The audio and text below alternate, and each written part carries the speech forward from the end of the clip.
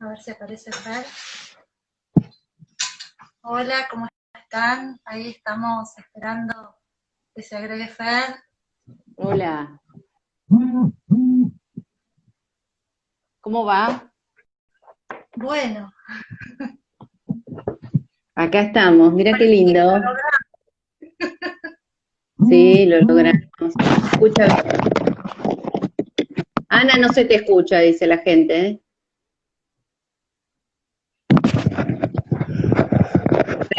Sí, mejor. Ahí voy a escuchar mejor. Sí, mucho Ay, mejor. me dio unos nervios esto de tener que llamar. Me Sí, parecía que no ¿no? me Para que salía. todo, sí, que todo salga lo técnico, ¿no? Que es una de las cosas que uno en este momento está contando, con que todo salga bien a nivel técnico, además de todo lo que armamos a nivel pedagógico, así que un doble Bueno, pero esfuerzo. a veces si no sales como pensar cuál es el plan B, el plan C. Claro, claro que sí.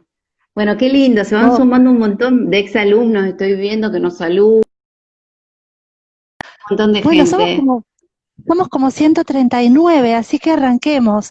Arranquemos, Arranquemos. porque viste que hay que ser Bueno, puntuales en las tecnologías, dale. Bueno, yo soy Ana España, me acompaña Fernanda Foresi, les agradecemos un montón estar del otro lado y, y bueno, estamos para ir dialogando, pero queremos contarles de qué se trata esto de las pedagogías clandestinas. Tiene una larga historia, se origina ya por el 2001, cuando con Fer comenzamos de la mano de Liliana Sanjurjo con lo que eran los nuevos trayectos de la práctica en los institutos de formación docente de la provincia de Santa Fe. Y la práctica fue a partir de ahí una constante en nuestro trabajo, tanto en los institutos como en algunas escuelas de distintos niveles, y arrancamos con pedagogías clandestinas como un curso de capacitación docente, y después se transformó en otra cosa, y ya llevamos como 4 ediciones, y estamos con la edición virtual, y ahora se preguntarán, que le voy a hacer la pregunta a mi compañera, ¿qué son las pedagogías clandestinas? Sí. Claro, queríamos poner un poco este tema de repensar la clase en esta situación que estamos viviendo de aislamiento, ponerla en el marco de lo que nosotros venimos trabajando, que es el tema de las pedagogías clandestinas. Entonces se nos ocurrió armar esta instancia, este movimiento, bueno, como queramos llamarlo, lo pensamos desde el lugar de todas las cosas que hacemos los profesores en nuestras aulas y que muchas veces esas propuestas que son súper interesantes no quedan documentadas, no quedan escritas, no quedan sistematizadas y bueno, producen, por supuesto, un efecto interesante en el aula, pero quedan restringidas a ese espacio único. ¿Por qué nosotros no de la clandestinidad, ¿no? ¿Por qué no empezamos a difundir todo lo que hacemos? Porque la verdad es que hay algo muy interesante en todas las propuestas pedagógicas, que los docentes somos muy creativos y hacemos muchas cosas innovadoras, pero muchas veces nos parece que, ay, lo nuestro no es tan importante, no tiene tanto rigor, no tiene por qué ser difundido, y sin embargo puede ser un poco la base para que otros quieran crear. Así que dijimos, bueno, salgamos de la sin leyes, sin códigos, sin límites, ¿no? Un proceso creativo para mostrar todo lo que hacíamos ese curso y hacíamos en las aulas. Fuimos por ahí, Ani. Sí, era un poco pensar fuera de la caja. Y comenzamos, por ejemplo, con la música. Entonces, cuando decíamos, bueno, clandestino, no sé, Manu Chao, ¿qué nos dice? Entonces, esto también puede realizarse ahora en las clases, poner canciones y mirarlas desde otro lugar. Y empezamos como a pensar en clave clandestina es diferente y es hacer a lo mejor algunas acciones en la clase que no son tan convencionales o que están un poco por fuera de lo que en general hacemos. Porque lo que veíamos en las prácticas era que había que hacer algo distinto, algún salto teníamos que dar, porque muchas de las cosas que se hacían aburrían a nuestros estudiantes, íbamos a observar algunas clases y casi todas tenían el mismo formato, y creo que ya veníamos pensando en estas cosas que hoy, con este tema de la no presencialidad, ya las teníamos vistas. Y entonces es como conversar con ustedes y contarles y que nos pregunten acerca de lo que está pasando, porque no vamos a presentar nosotras marcos interpretativos o marcos conceptuales, sino hablar desde la experiencia y desde algunas ideas que te pueden servir a vos que estás ahí del otro lado pensando cómo haces para tu clase, para que tu clase no sea un texto que tus estudiantes lean y un cuestionario para hacer después. Claro. Por eso queríamos tener la posibilidad de preguntas y de charlar con ustedes, porque como dice Ani, la verdad que estos días tuvimos la oportunidad de escuchar a muy buenos pedagogos, ¿no? Que nos dieron un montón de marcos interpretativos de lo que está pasando en este momento. Entonces, por ahí no tiene mucho sentido repetir, por supuesto recomendarles que vuelvan a escuchar a todas las conferencias de Mariana Maggio, las historias de ella, o las dos conferencias de Inés Dussel, o lo que Daniel Brailovsky plantea en sucesivos encuentros que he tenido en Facebook o en Instagram. O sea, sigámoslos a todos ellos porque están produciendo, son intelectuales de nuestro país que en este momento están produciendo sobre lo que nosotros estamos viviendo. Entonces, es muy interesante, me parece, poder estar al tanto de eso y conocer eso. Y es el marco de la justificación de muchas de las acciones que nosotros vamos a hacer en nuestras aulas. Pero queríamos ponernos en el lugar de los profesores de a pie, de los que caminan las escuelas, los que andan, ¿no?, pisando las baldosas, decimos nosotros muchas veces, para identificados con ello, bueno, pensar, a ver, ¿qué estamos haciendo hoy, no? Porque de golpe hemos tenido lo que nosotros por ahí llamamos este apagón presencial, y no hemos tenido tiempo a lo mejor para reflexionar y para pensar, y el tiempo recién está viniendo ahora, ¿no? Es como que después de unas semanas de transitar con nuestros estudiantes un recorrido, estamos reflexionando a ver qué está pasando, y estamos recibiendo además mucha info por parte de ellos, de cómo se están sintiendo en este contexto. Así que, bueno, nos encantaría que nos hagan preguntas, y bueno, y si no, nosotros vamos contando también qué nos fue pasando, cómo fuimos pensando nuestras clases. Si querés, Ani, podemos empezar por ahí, de ver qué se alteró. Hay mucho trabajo colaborativo, dice acá Florencia, creo que esa es una clave, y no solamente colaborativo entre docentes, sino colaborativo entre docentes y estudiantes. Veníamos pensando en qué cosas cambiaron, qué cosas nos cambiaron de un día para el otro y de repente con esta situación. Y nosotros venimos pensando como en 5 dimensiones, a ver si están de acuerdo, tanto quienes están dando clases desde sus casas como quienes son padres o madres, o como quienes son estudiantes hoy, porque nos están pasando cosas al tener que pensar la enseñanza y el aprendizaje desde otro lugar. Entonces decimos que hay cosas que implosionaron. Por ejemplo, el tiempo. En este momento ya no tenemos un tiempo de clase lineal y continuo, sin embargo, desde Clandestinas y en todas sus ediciones ya venimos pensando en otras temporalidades. En este momento tenemos el tiempo en que miramos la clase en vivo, el tiempo que hacemos las actividades que nos dan, el tiempo que miramos algún apunte o algún tema que tenemos que mirar en internet. O sea, decimos que implosionó, nos gustó como esa expresión. Ahora, ¿no teníamos que mirar de otra manera el tiempo que ya se daba en la clase convencional o tradicional? El espacio. Teníamos el espacio de la clase como único espacio. Hoy los espacios están implosionados y fragmentados, e incluso nos mudamos de una habitación a la otra según lo que está. Son diferentes, sí, porque no podemos hacerlo de la misma manera que lo hacíamos en la presencialidad.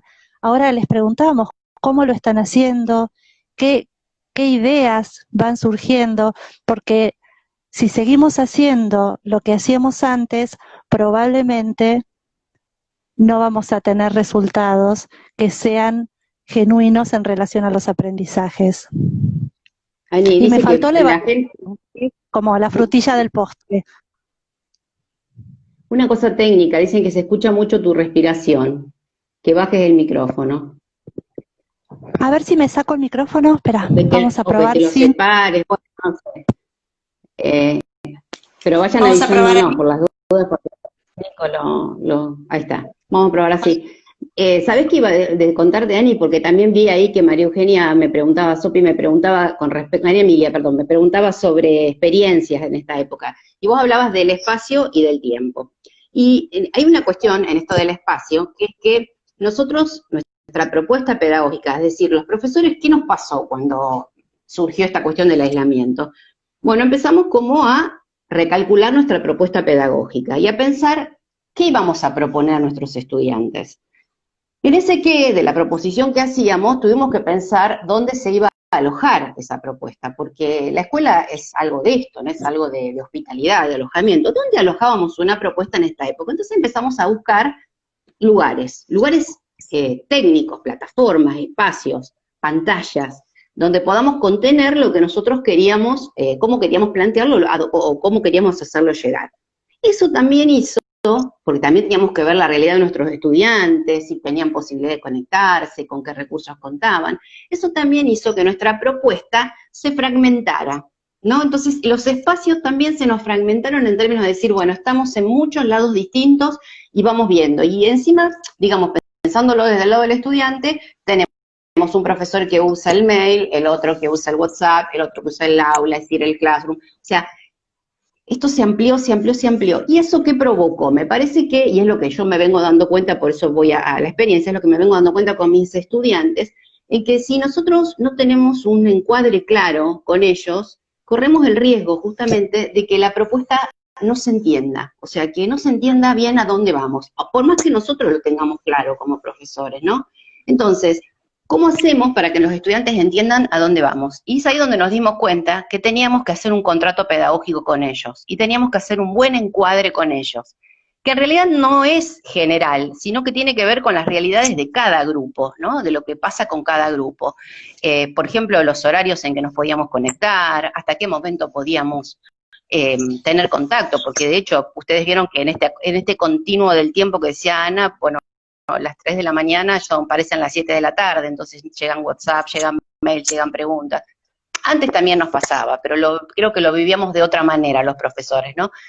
Entonces empezamos a ver que necesitábamos redactar con los alumnos o codiseñar con los alumnos ese encuadre. Y bueno, y vamos por ahí, vamos escribiendo como ciertas principios, ciertas normas, ciertas reglas que vamos a seguir. Eso me el día lunes presentar la hoja de ruta en la que se explique claramente por dónde vamos a ir esa semana, qué va a pasar en cada una de las pantallas o de las plataformas con las que nosotros vamos a trabajar, incluso cuál sería un poco el eje de esa semana, y bueno, el objetivo que tenemos, la meta, ¿a dónde vamos? ¿Qué pretendemos que ellos logren? Creo que a veces hay que, en este contexto tenemos como que exagerar un poco eso. Si bien nosotros en lo presencial por ahí lo hacíamos, íbamos, yo creo que acá aún más, porque si no se produce como una sensación de desconcierto en los estudiantes. Y también, bueno, nosotros si no tenemos bien claro y organizado por la cantidad de cátedras, de espacios, de aulas virtuales que hemos generado en tan poco tiempo, ¿no? Que también es otro tema. Así que bueno, aportar eso. Fíjense que ayer me pasó algo muy, muy genial, en una de las cátedras, una de las chicas, hicimos un sistema como de recapitulación, sí, de restitución de la clase, podríamos decirlo, o sea, la clase en vivo, o sea, cuando damos clase en vivo, que es un tipo de plataforma, un tipo de clase, hay un encargado que tiene que registrar qué pasa y devolverle al grupo lo que pasó en esa clase, como para llevar una bitácora de todo esto. Y lo gracioso es que en esta locura de propuestas confundieron las actividades. Entonces, lo que yo le había dado como actividad, lo mezclaron con otra actividad de otra materia. Entonces me preguntaban si yo había dicho esto y se había pedido algo que no tenía, desde el lado lógico, nada que ver, porque era algo de la ley nacional que yo no había abordado nunca. Pero se habían confundido, y estamos hablando de alumnos de profesorado de cuarto año, se habían confundido completamente las dos cuestiones y les parecía que era una única actividad. Entonces, eso pasa. Entonces, también un poco es la responsabilidad nuestra tratar de ir dosificando, calmándonos un poco, ¿no? Haciendo como las propuestas más justas, más pertinentes, no enloquecernos, no exagerarnos, ¿no? Creo que ya pasó ese momento. Ahora es un momento de mayor reflexión. Quiero leer lo que dicen, a ver. También, así. Bueno, acá hablan del trabajo integrador, que bueno, esto me parece que siempre hay que ir integrando, y que integración es una llave mágica, porque no solamente pensar en una integración de las propuestas, sino pensar en una integración de otras cuestiones. Estamos como a veces muy centrados en eso, a lo mejor podemos centrarle por otro lado, a lo mejor podemos vincularlo con algo que está pasando en la realidad, a lo mejor podemos, si siempre lo planteamos desde un lugar, buscarle otra alternativa para poder entrar, y en este sentido desde Clandestinas venimos como apelando mucho a la cuestión del arte, y el arte a lo mejor pensado desde la idea de pensar artísticamente. El pensamiento artístico no sería ni educación ni tampoco arte, sino una manera diferente de pensar desde un lugar más flexible. Esto lo tomamos de María Caso y Clara Mejías. Y como yo creo que una de las cosas que tenemos que pensar es en que todo lo que sea textual tenga un límite. Primero porque como docentes no podemos leer la cantidad de trabajos que nos mandan en cada clase si nosotros los pedimos. Y segundo porque hoy en día, si pensamos en los jóvenes y en los niños, tienen otras formas de expresarse que son mucho más gráficas. Y creo que eso nos da una apertura maravillosa que, por ejemplo, nosotros en Clandestinas, en una de las ediciones, los contenidos los planteábamos en base a esculturas. Y las esculturas no solamente tenían 2 dimensiones, sino que llegaron a tener hasta 3 dimensiones. Entonces representábamos los conceptos disciplinares desde esas esculturas. Y cada una de las cosas que aparecían estaba expresando algo. Imagínense qué desafío expresar un contenido de otra manera con lo que tenés en casa. Y a lo mejor no con una dimensión que solamente sea una expresión en palabras, sino mezclando colores, texturas, objetos, y seguramente eso va a decir bastante más en relación a las comprensiones. Y otra cosa que estamos haciendo mucho es que lo que se pide hacer, lo que se pide que hagan nuestros grupos, tenga la categoría de reto o de desafío, que realmente, y que sea un desafío que nos guste hacer, que sea agradable, porque en esta situación ya bastante tenemos con las cuestiones que van sucediendo, que creo que un espacio en el cual sea divertido aprender nos pone en otro lugar, y seguramente ¿qué dicen, Fer? Sí, ahí leía, estaba leyendo que varios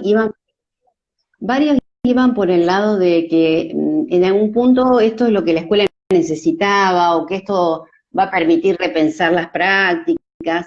Sí, claro, nosotros, a ver, yo creo que nosotros muchos ya veníamos pensando en esta necesidad de repensar las prácticas, y lo veníamos ya viendo en nuestra presencialidad, y nos estábamos dando cuenta de que algo no estaba funcionando en esa presencialidad, ¿no? Que había que hacer cambio. Entonces, creo que esto fue como ya sin escapatoria, o sea, o ahora es como que lo tuvimos que sí o sí pensar y resolver, ¿no? En el momento.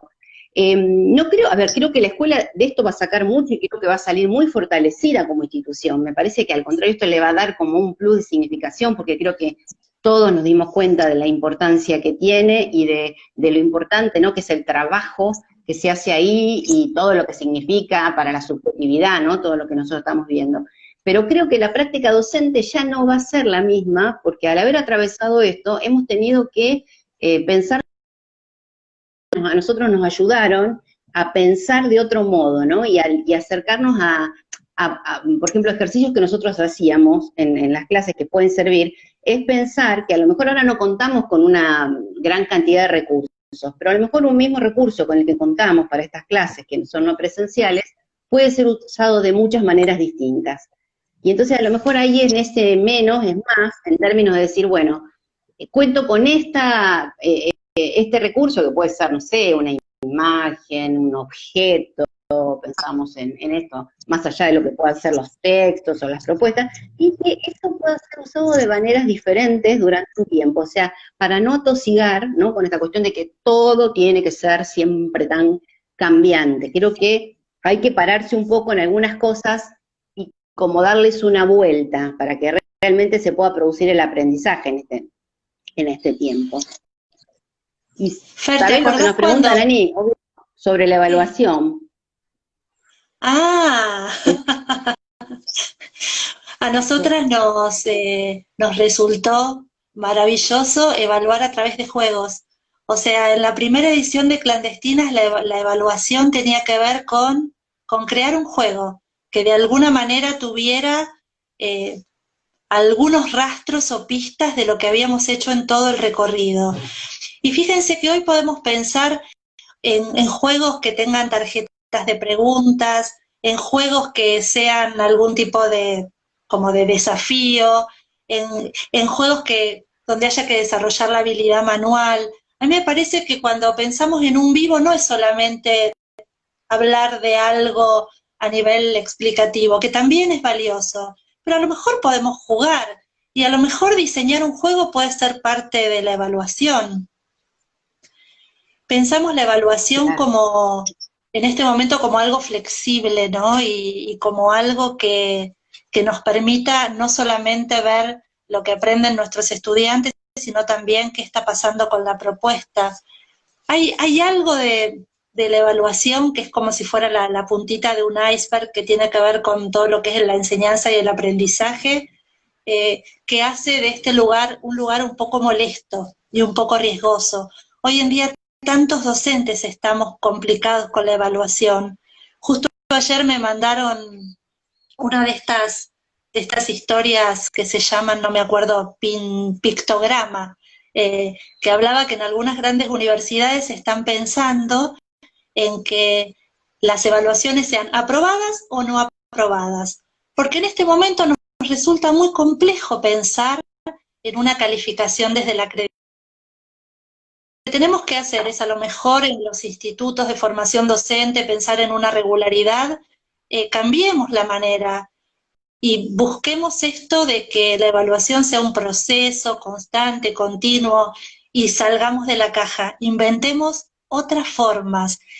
Y creo que incluir esto de la autoevaluación, de la coevaluación, y que las miradas sean diferentes y multiformes, puede hacer bueno, que de una vez por todas incorporemos a este proceso de evaluar con otra óptica y que no sea pura y exclusivamente calificar, que también debemos hacerlo, pero si no nos ponemos de acuerdo en qué estamos evaluando y para qué lo estamos haciendo, eso se desnaturaliza y termina siendo un lugar que es solo acreditar.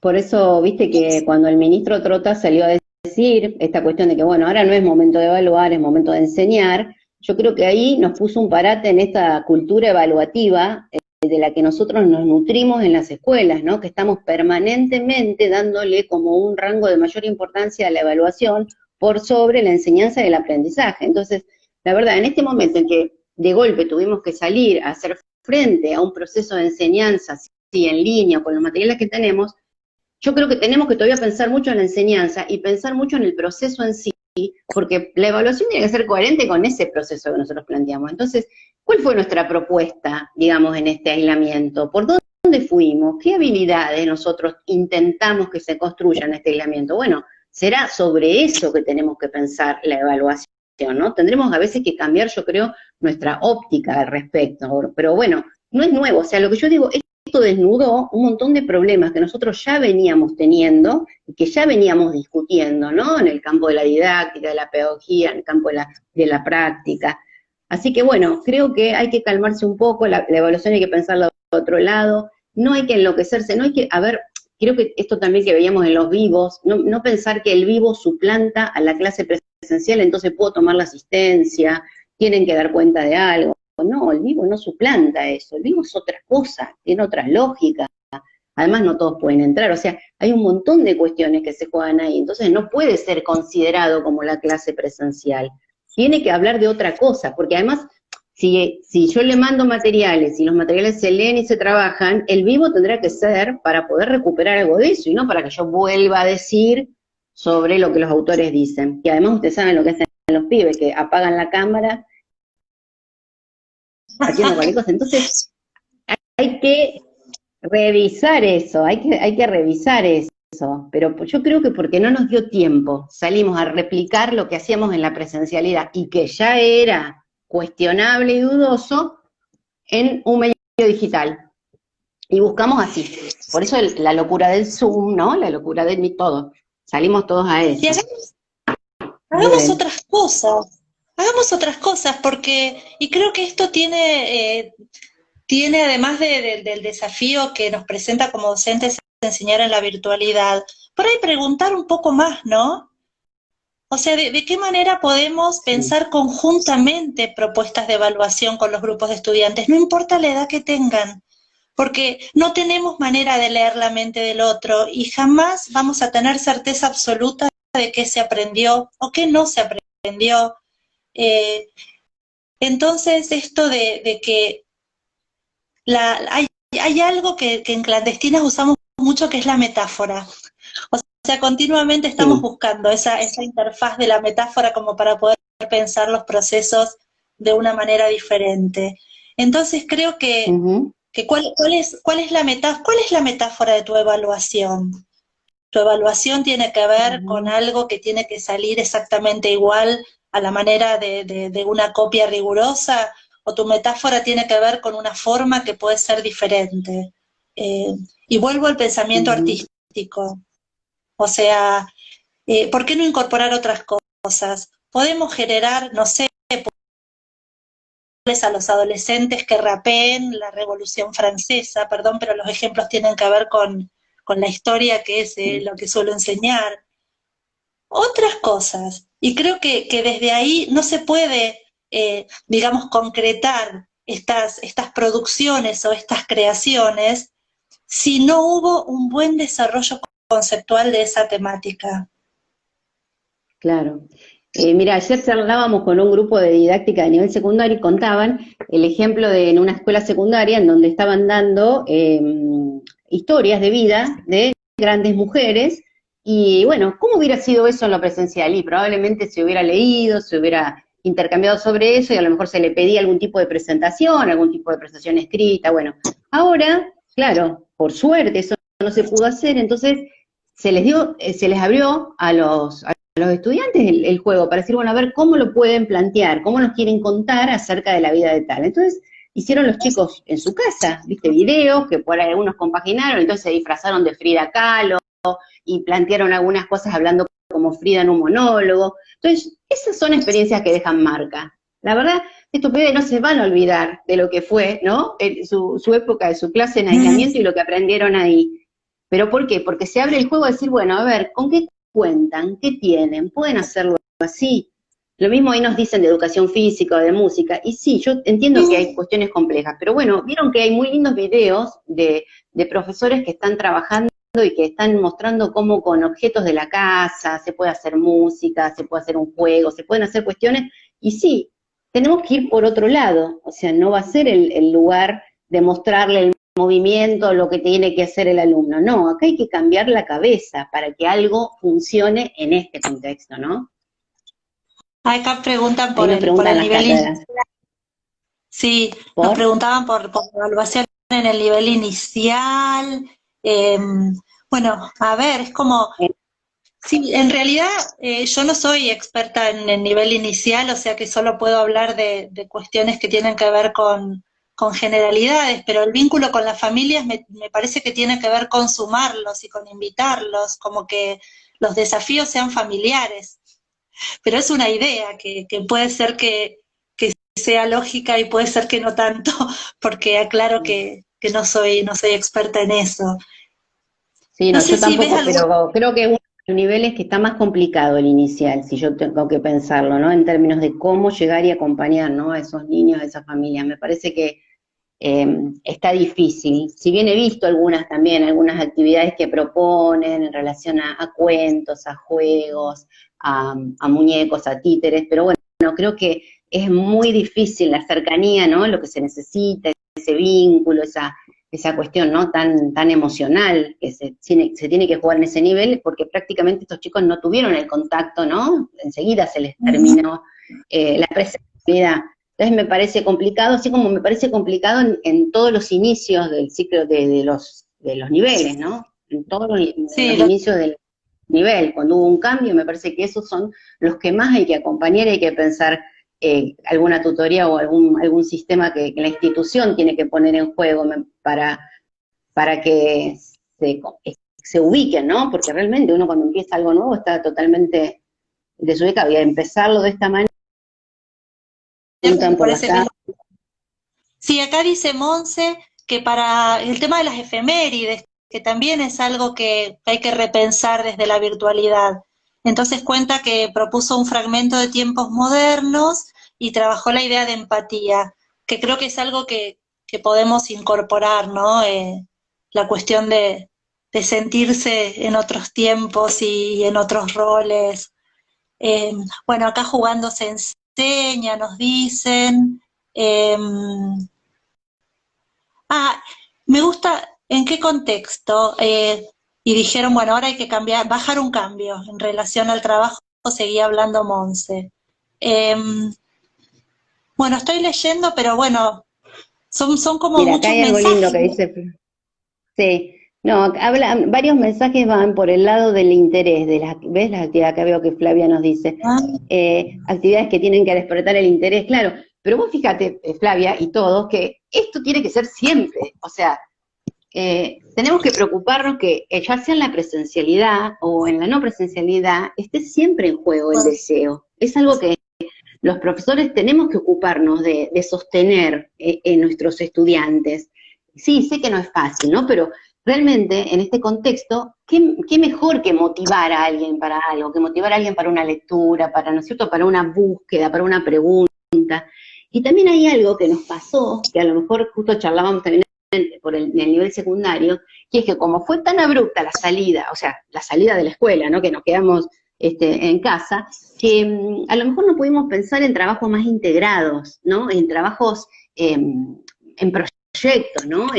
Cuando vos decías se alteraron los contenidos, claro, porque ahora el contenido nosotros lo tendríamos que revisar desde nuestro espacio como para seleccionarlo muy bien, porque no vamos a poder a lo mejor abarcar todo lo que pensábamos, pero a su vez, qué bueno sería si nos podemos conectar con otros y pensar en una propuesta conjunta, ¿no? En un proyecto, en un problema, como vos decías, en un desafío, en una búsqueda, en algo que a lo mejor reúna varios espacios curriculares o varias materias. Creo que eso sería muy importante y eso sí sería algo para, ¿no?, profundizar después en la presencialidad. Me parece que acá el aislamiento no nos puede sumar más aislamiento y que cada uno vaya solito mandando su PDF, mandando su guía. Me parece que uno tendría que encontrar con los colegas. Por eso apostamos mucho en las clandestinas a lo colectivo. O sea, apostamos mucho a, bueno, a ver qué poco más por ese lado. sí, Me Fer, y ya saluda. le agrego y siguiendo un poco esto que vos decías, no solamente agruparnos entre docentes, que no es más que hacer una pequeña videollamada y ver qué estás haciendo vos y qué puedo hacer yo, sino también invitar al trabajo grupal del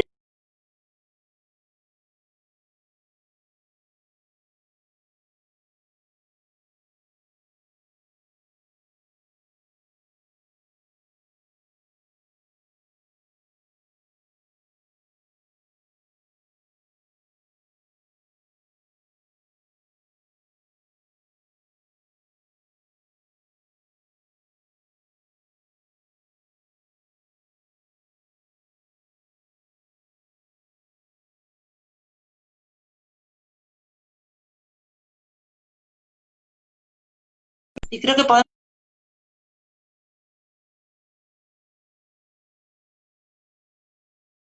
empezamos a pensarlo, pensamos de ese lado, a ver qué cosas creativas,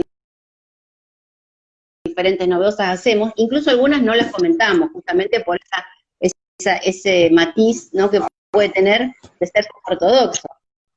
A veces nos parece, porque en este también hay un tema, que siempre lo decimos con Anita, que para poder ser clandestino uno tiene que estar muy bien justificado teóricamente, porque si no, la gente piensa que esto es cualquier cosa, que cualquier cosa es posible, o que, viste, no tiene rigor ni científico, ni didáctico, ni epistemológico. Y no, para nosotros sí tiene rigor, nosotros podemos justificar las decisiones que tomamos en el marco de una propuesta que sea poco convencional, porque creemos, ¿no es cierto?, y tenemos un marco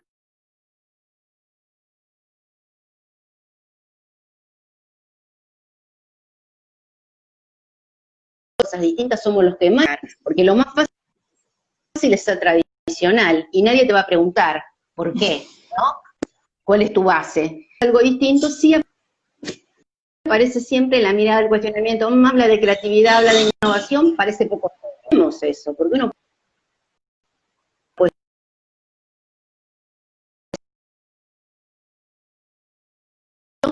flexibles, o sea, desacartonadas en ese sentido. Bueno, buscando que el espacio se recree, que se diseñe con los otros, ¿no?, que se cambie esa lógica, me parece que nosotras vamos por ahí.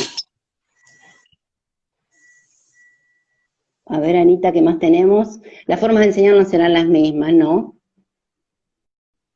Claro que no. Yo me quedé, ¿se me escucha, Fer? Yo me quedé con, bueno, el tema de los agrupamientos es como una propuesta que tenemos que empezar a encarar, eso venía diciendo, y me quedo con esto. Me acuerdo de Mariana Maggio cuando habla esto de que valga la pena, de que la clase, de la manera que sea, en el espacio que sea un tiempo que sea valioso y que uno elija estar ahí. Ahora, ¿cómo entusiasmar, cómo motivar?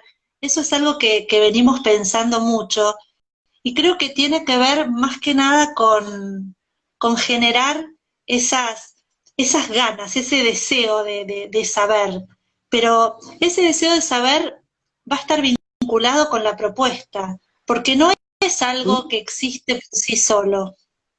O sea, hay que trabajarlo, hay que remar. Entonces, fíjate cómo vas a empezar tu clase, qué tipo de recurso te puede servir para que invite, y cómo generar, sobre todo, interrogantes. Si nosotros pensamos nuestras clases como algo cerrado, que no motiva ninguna pregunta, probablemente no haya interés.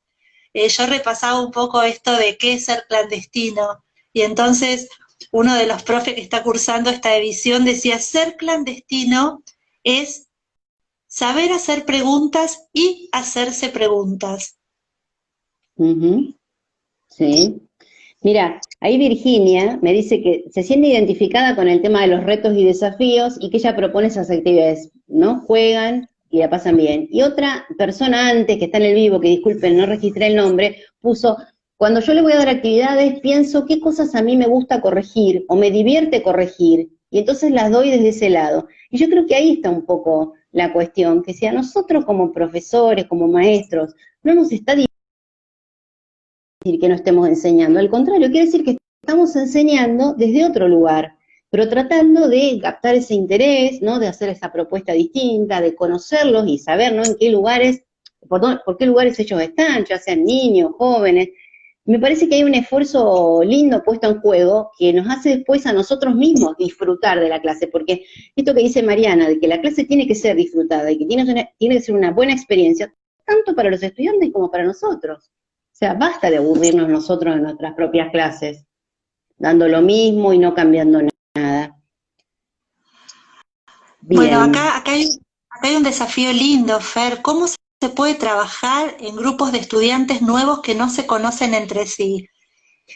Yo los haría trabajar juntos. Pónganse de a dos y ofrecerles algún tipo de propuesta donde además haya cuestiones que tengan que ver con comenzar a conocerse. Nosotros pusimos tanto acá como en el Facebook de Pedagogías Clandestinas nuestra actividad de presentación, que tenía que ver con esta idea. Si fueras una obra de arte, y si fueras una obra de arte trabajaba como la idea de la réplica tomada de algunas experiencias que hicieron museos europeos, y ya la sola elección de qué obra de arte serías está expresando algo sobre uno mismo, ¿no?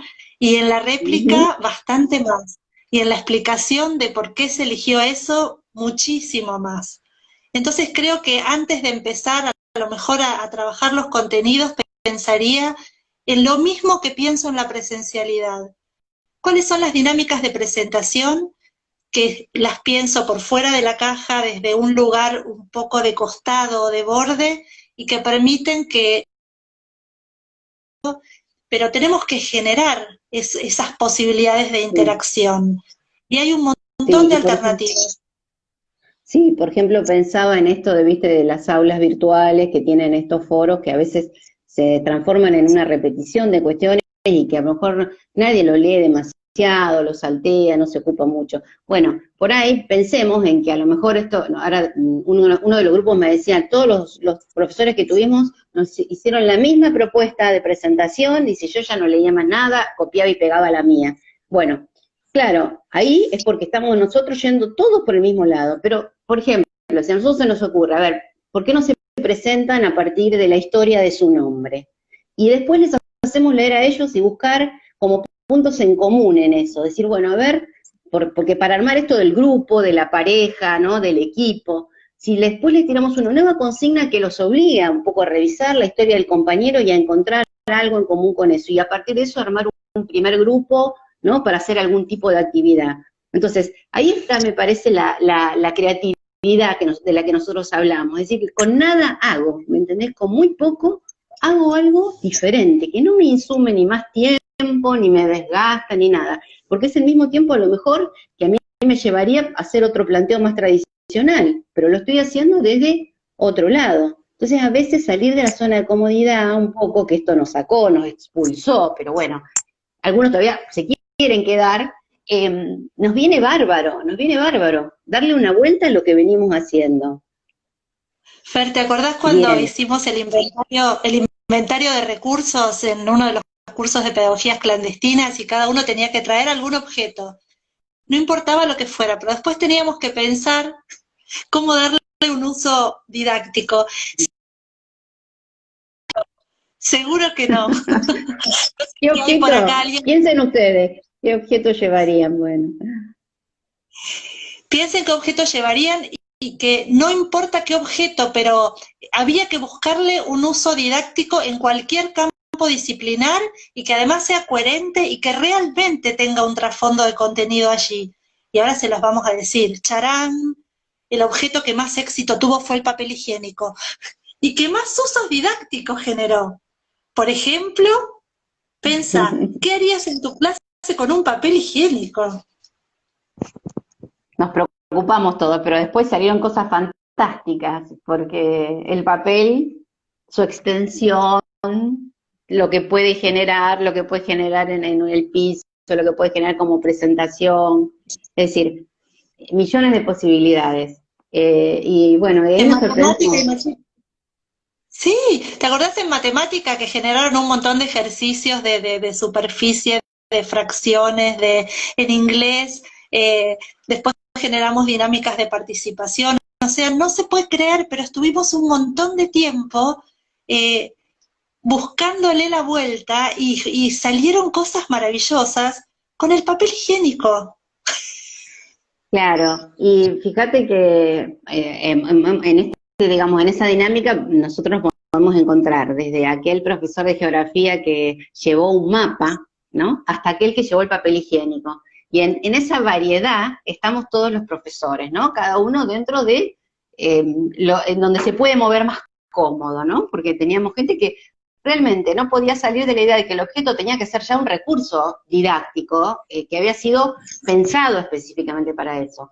Y lo que nosotros queríamos mostrar es que cualquier objeto se puede transformar en un recurso didáctico en tanto vos les des el sentido y la significación a partir de una propuesta.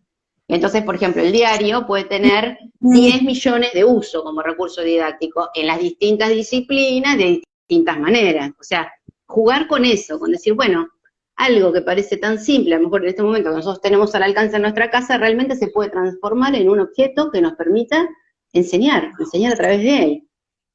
Ahí nos dicen prácticas y prácticas, por supuesto. Y sin embargo, la carrera de medicina es una de las carreras que en ese sentido más precursora fue en términos de, por ejemplo, pensar el aprendizaje basado en problemas y pensar en su currícula problemas integrados. Y eso fue muy superador en términos curriculares. O sea, que depende de las disciplinas, depende de las áreas, hay que ver qué tipo de problemáticas se pueden hacer, ¿no? Qué tipo de planteos se pueden hacer, ¿no? Y yo por quiero eso hacer digo, una esto es serio, sí. Para poder enseñar así hay que saber mucho más, porque cada cosa que haces la tenés que justificar desde algún marco interpretativo. ¿Por qué estamos planteando lo que planteamos? Y si no hay que empezar a pensar en generarlos, porque la realidad es que clandestina surge porque lo que veníamos viendo nos parecía que no estaba funcionando de la mejor manera. Pero pensando en términos generales, con muchas excepciones, no lo estoy pensando en otro sentido. Entonces nos dimos cuenta que había un montón de docentes que hacían cosas maravillosas, pero que sentían a la que posibilitaba esto de ampliar, que no sea solamente una experiencia cada tanto, sino que se generara continuidad. Entonces acá tenemos que pensar de qué manera le damos continuidad y de qué manera le damos escala, porque si no lo clandestino se transforma en una experiencia a lo largo de todo el año, entonces tenés todas las clases exactamente iguales y de repente tenés una, que es la clase que fue memorable. ¿Y por qué? Si todas pueden serlo. Esto es muy emocionante, porque yo voy leyendo y me encuentro con un montón de nombres y esta primera no puedo más, no más de la emoción. Escúchame, Ani, se insiste mucho, veo en los comentarios sobre evaluación, la diferencia con la acreditación, y alguien dijo por ahí algo que me parece muy cierto, nos debemos un debate muy serio en educación con respecto a evaluación y acreditación, sin duda, justamente, porque esto vino a desnudar un problema que nosotros decíamos que tenemos ya en el nivel. Y después recuerdan a Lidwin y por dónde poder pensar la evaluación, que me parece válida. Sí, esto está difícil, el ánimo, ¿no?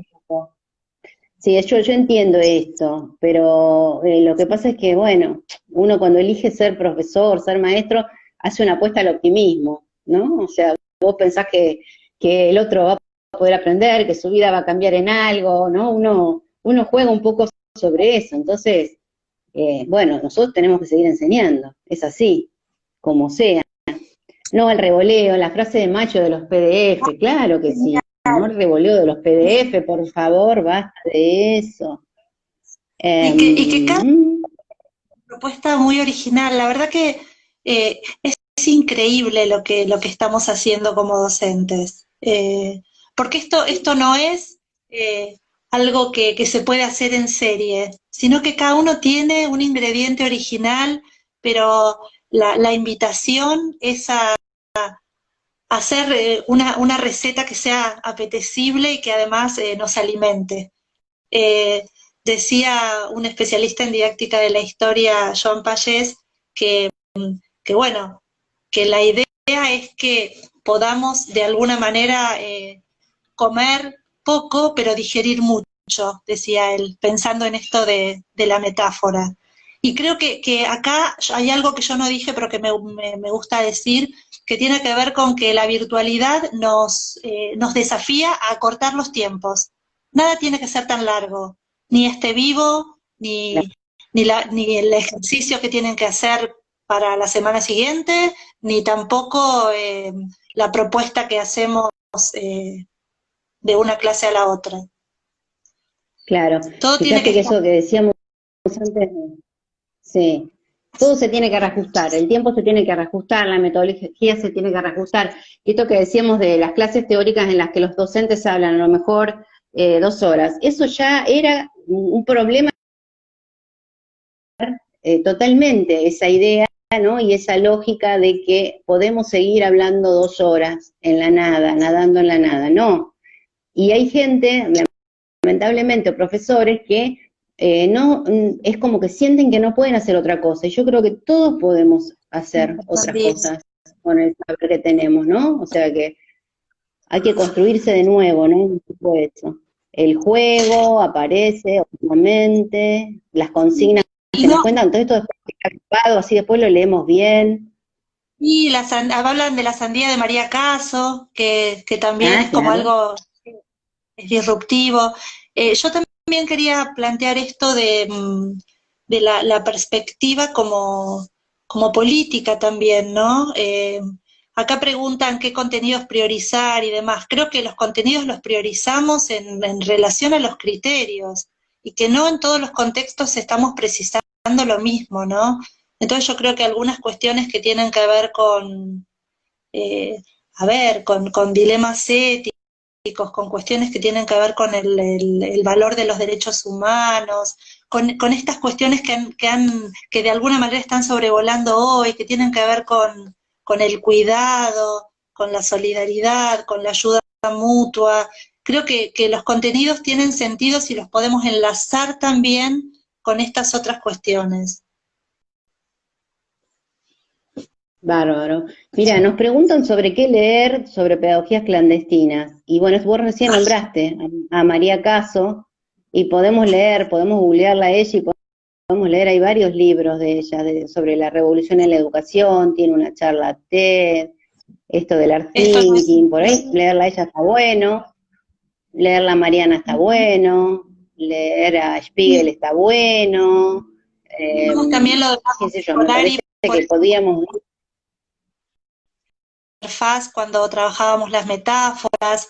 Yo creo que podemos en este Instagram de pedagogías clandestinas a lo mejor hacer algunas recomendaciones bibliográficas y tal vez seguir contestando las preguntas, porque esto es maravilloso, claro, y me parece que podemos, porque no es que nosotros la tengamos tan clara, nosotros estamos en una búsqueda hace un tiempo, ¿no?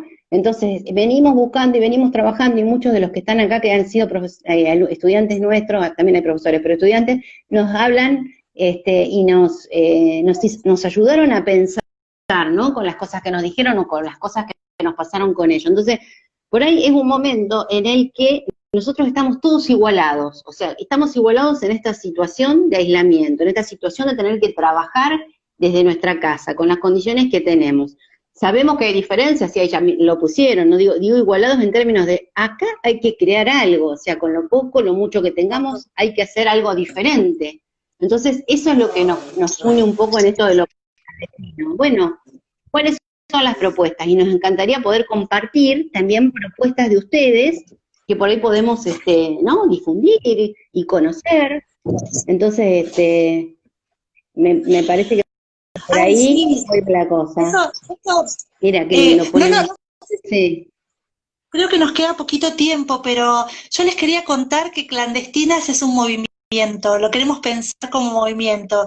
Es una idea que copiamos, pero está bueno también. No como algo que sea pura y exclusivamente, a lo mejor, una posibilidad de encuentro de capacitación.